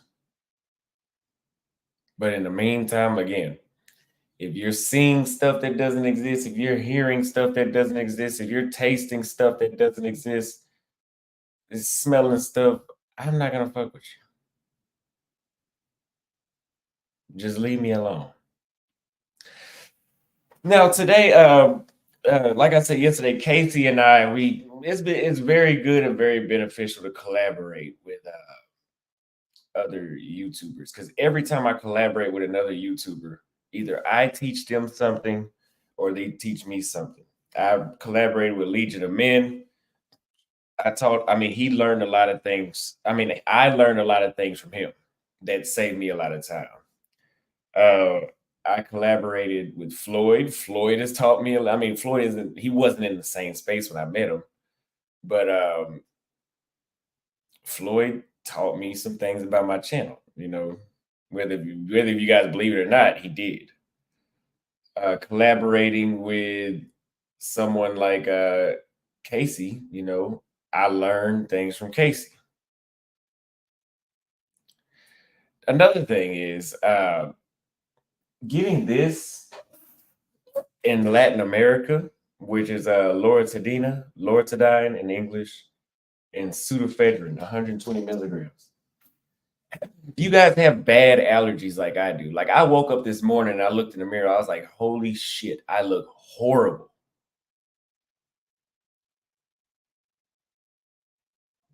I look horrible. I had extreme bags under my eyes, and I just slept 7 hours, so I wasn't tired. I felt tired, but I wasn't. It's just that I have when I have allergies, I have chronic sinusitis. Whenever I have allergies, I don't get a runny nose. I don't really get a stuffy nose. I get a what you call it, sinus pressure, and it's not fun. I mean, I go from being super confident, Austin, can talk to whoever I want, can crack jokes, to very timid and very just can't really think straight. I'm in the gym listening to music, keep switching the song because none of the songs hit. It's just like a forever eternal migraine. And you had some assholes in the United States. I hate the United States doctors. I hate them. The American doctors, I hate them because they try to make it seem like, oh, yes, brain fog. That's a good way to define it. I hate the American doctors because they would try to make it seem like I'm crazy. I told y'all, the United States, they any issue you have, they'll try to make it seem like you're crazy. I told them, like, hey, I need some Claritin D. I don't care about your opinion. Just write me a prescription for Claritin D so I can get more of a supply because they limit the supply I can get at the pharmacy. Well, I don't give a fuck what you think. I've been living with this my whole life. Stop telling me what you think. You don't even need a fucking doctor's license because you don't know what the hell you're talking about. Prescribe me that. Stop trying to tell me you don't know what you're talking about. So they go, well, you just try this. I said, okay, listen, okay. I will be back in a week. Trust me. So then I come back in a week. Well, I think you needed no motherfucker. I said to prescribe me that medicine. So anyway, I go other places in the world like Brazil, Kenya, and I just say, yeah, I need a pseudoephedrine. The thing is, in Paraguay, Brazil, Colombia, Peru, Chile, Argentina, you can go into this pharmacy that, let's say, it's called let's just say Pharmacy X. That's a fake name, let's just say. And you say, I need pseudoephedrine. They say, oh no, that's illegal to get without a prescription. You need a prescription from the doctor. And I say, well, I went to another Pharmacy X and they said it was just fine. I could just get it if I had the money. No, you need a prescription. So I'm like, how are we in the same city? I'm at the same brand and it's illegal at this store. So I go to the other Pharmacy X, 5 minutes walking distance away per se. I need pseudoephedrine. Okay, here you go. Actually, I need 2 boxes. Okay, no questions. Same brand of medicine, same drug, same city, same country, same business. That's the type of issue you will run into here finding pseudoephedrine and the other medicine similar. Pseudoephedrine can be a problem. But I was at the gym today. Now it was a lot of attractive chicks, and they're just like looking and like, but when I have those migraines, I can't think. Like I can't even think. Like if I approach a chick with a migraine, like I'm gonna fuck it up, guaranteed. Because I won't be able to think fast. I'll be sound kind of I won't really sound motivated. So I passed up a lot of I want to I feel so bad. I passed up a lot of bad opportunities this morning, but I'm in my private WhatsApp group chat and I'm responding like, hey, you know what? Let me try to get this medicine. I took the medicine 30 minutes later. I started to feel my head drain. I started to feel the mucus drain out of my head. I get back to my apartment. I go in the elevator, and there's this beautiful chick in the elevator. Talk to her, smiled, exchange numbers. No problem. I cannot live without pseudoephedrine. I cannot live. That's a struggle. But yeah, those doctors in the States will try to make it seem like, oh, like Austin, you're crazy. You don't need pseudoephedrine. What are you talking about? You do need pseudoephedrine if that's what the hell you need. It doesn't matter how you feel. That's what I need. I know my body more than you do. Oh, I can't stand that. That's one reason why I don't like doctors. Because they're supposed to know everything. They pretend like it, but most of them don't know shit.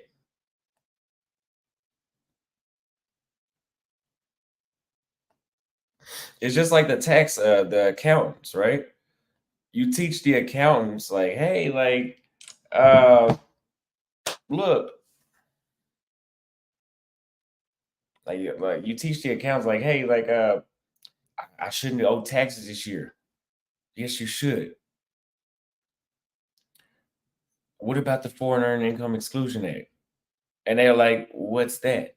And I'm like, yeah, I'd rather just file my own taxes.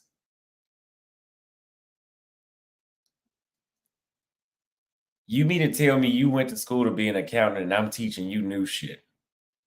Aren't you supposed to keep up with this? I can't stand when somebody goes to school to get a profession and then I'm doing it without it. And I'm teaching you shit and I didn't go to school for it. Just like whenever I find, let's say, a video editor. I've had many, many video editors in the past. And they're like, no, I'm a video editor. Also, I'm a video editor. For example, let me tell you about this guy in Ghana. There was a guy in Ghana, the guy that I was interviewing with, Web Nation Africa. He introduced me to the guy. He's like, oh, you need an editor. Yeah, it's taking me too long. I don't really edit all these videos. I got a guy. Okay. I gave the guys the videos of the raw vlog content on his laptop. I said, how long will it take you? Keep in mind, for Austin to edit his video straight, 2 hours max. Max 2 hours. I don't think it's ever taken me longer than that. I said, how long is it going to take you to do this? It's 60 minutes of raw footage, meaning that I recorded for 60 minutes. It wasn't edited. 60 minutes. So I said, how long is it going to take you to edit this? He told me 60 minutes. I said, bullshit. That means you wouldn't even watch the video. I do vlogs. Like you, there's no, this isn't like now. Like now, if I do a 4-hour podcast on a live and I go back and I edit it, I don't have to watch that. I have a program I plug it into, delete all the silent moments, it's done. 45 minutes later, it'll be done. But with a vlog, like there's certain scenes where I'm like, the camera's not pointing up at the sky or it's not pointing at the building that I was trying to show. I'm moving it. You have to watch the vlog in order to edit it. Like you have to edit it as you watch it. So for me to give you 60 minutes of raw footage and you tell me you're going to be done in 60 minutes you've already lost your credibility. Because there's no, please tell me what strategy you're using to edit that fast. At least tell me that it was going to take you 80 minutes. You could have watched the video and then 80 minutes. What is, tell me that. Long story short, 6 hours went by. He still wasn't done. He still wasn't done. So I'm like, okay, this is the first and the last time you will edit my videos. Because you already fucked up. You fucked up before you started, first of all, but you already fucked up.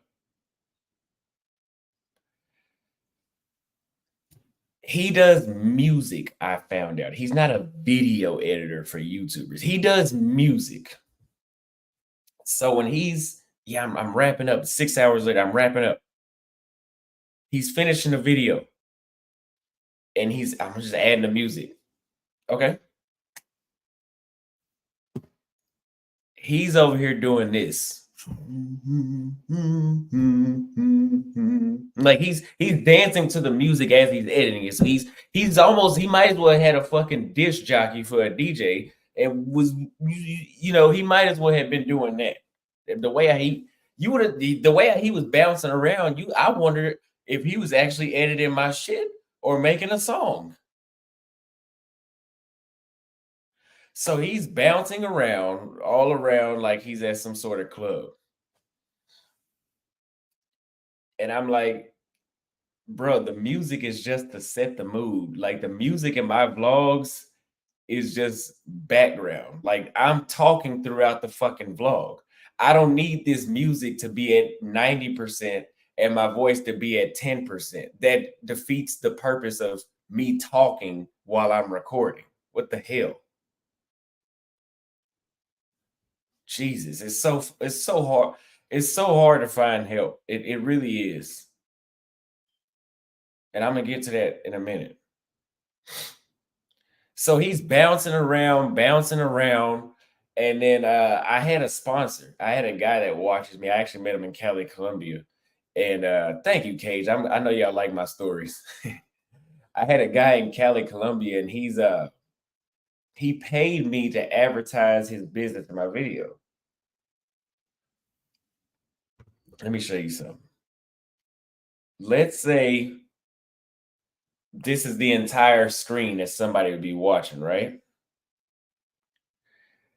The advertisement popped up on the screen. This button right here, this little camera button on the iPhone, that's about as big as he made that fucking advertisement. So imagine if a sponsor paid you all this money, or imagine if you paid somebody, a YouTuber, all this money to brand, promote your brand in their video, and it pops up like this on the screen right here. It just pops up. It's almost like this little charger outlet right here. That was your advertisement. It wasn't like a balloon that rides by in the sky and it's like a banner. Just this little. So I asked him, I said, if this guy paid me this money and he saw that was his advertisement, what the hell makes you think he's gonna want to give me money again? Like I basically scammed him if I would use this video. Make it bigger. What the fuck? Are you kidding me? You said you went to school for this, didn't you? I thought you. How is it that Austin learned how to edit videos while doing the video? Like I'm learning how to do it as I do it. I'm learning as I go. And I'm doing better than you, and you so-called took your ass to school. And you know what his response was? He's like, oh, my bad. Oh, that's all you have to fucking say. How about sorry? Because you wasted my damn time today. Are you kidding me?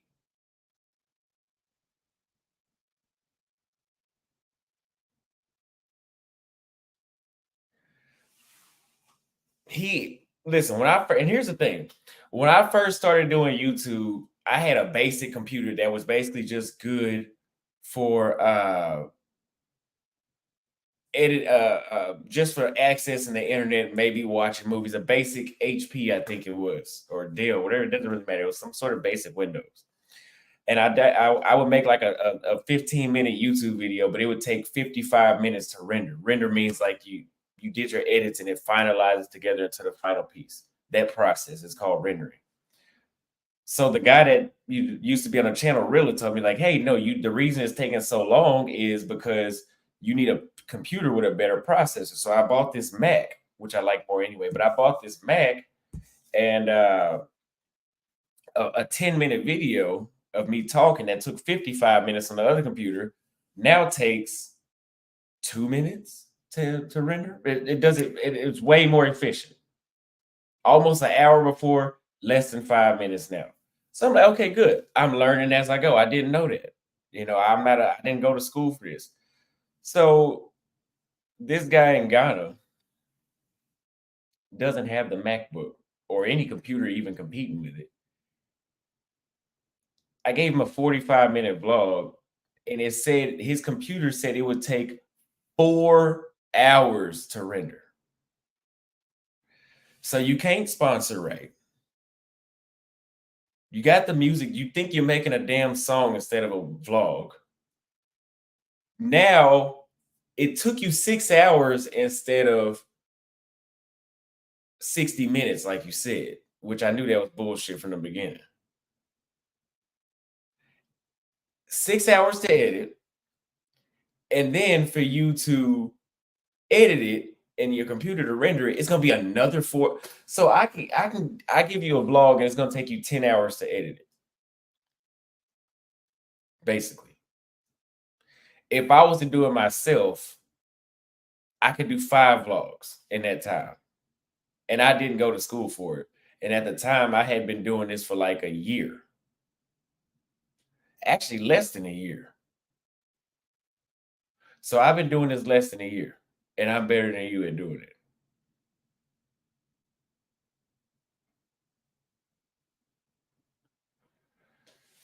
I don't even know how I got to telling that story, man. I don't even know. But shit like that is not the greatest, right? So I told you guys I have a chick that is in the Philippines, and she does my my Facebook reels. And I've been having her post my shorts on YouTube. She makes mistakes just like everybody else, but I say, hey, next time do this. Okay, next time she doesn't do it. She's learning.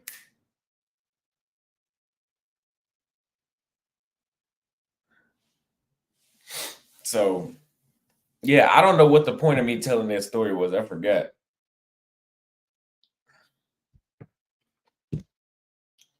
But yeah, I don't know why I told that story, man. I can't remember. But anyway, yeah. What do you guys talk about? RGH, you've been off topic in the chat the entire day.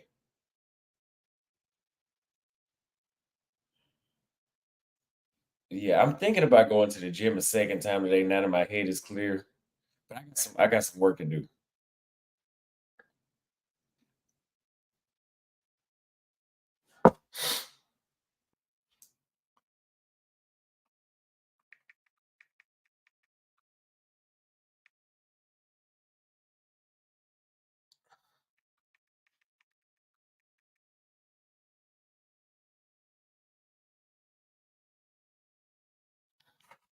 One of the stories, edit videos yourself.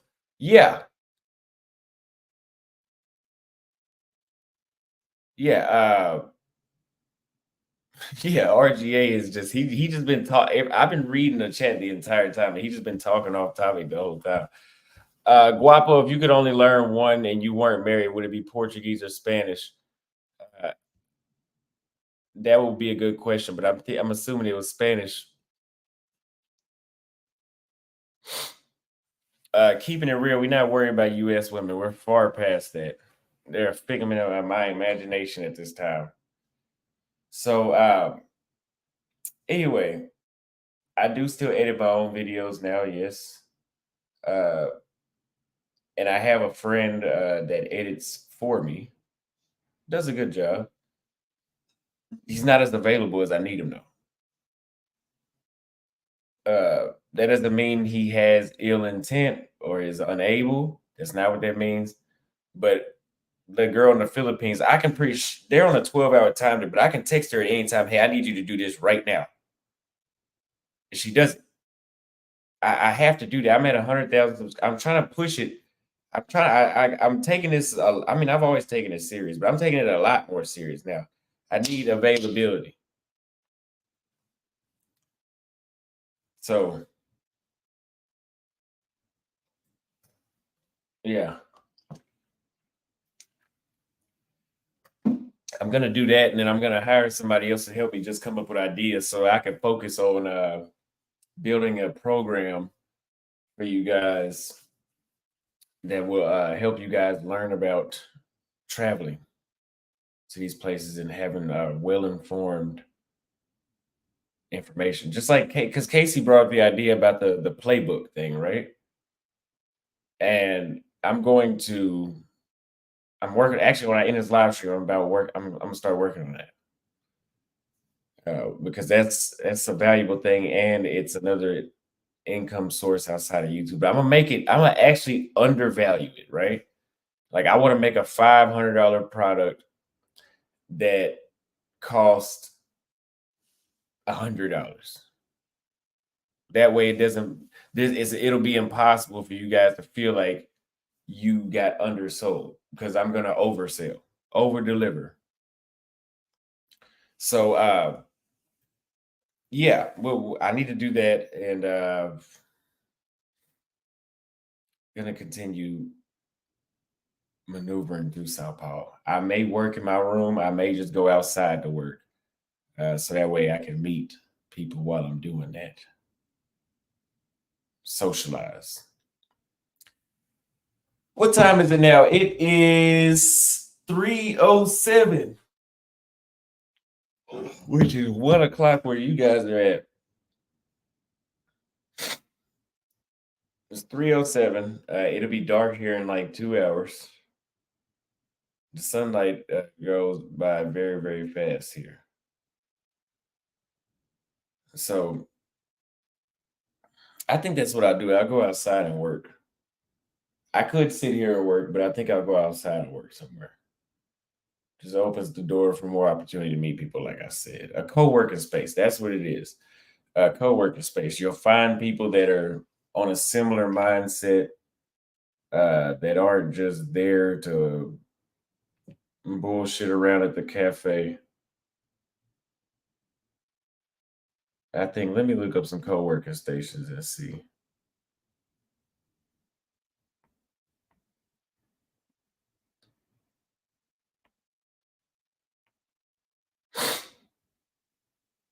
I would hang out with Casey, but he's got his he's occupied with something today.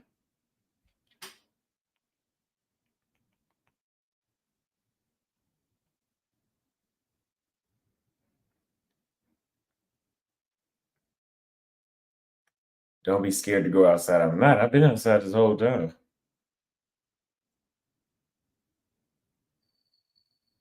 There's one right down the street, but it seems too private. I want where we all sit in the same room, basically. They actually have one here in my building down here where I'm staying at.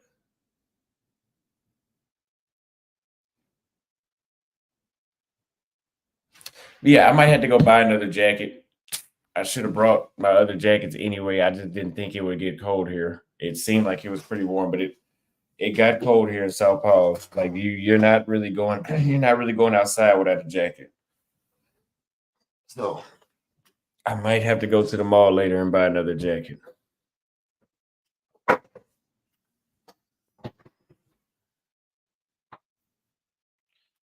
But yeah, you guys, thank you guys for coming through. I hope you guys enjoyed the show. I love you guys, and I will see you next time.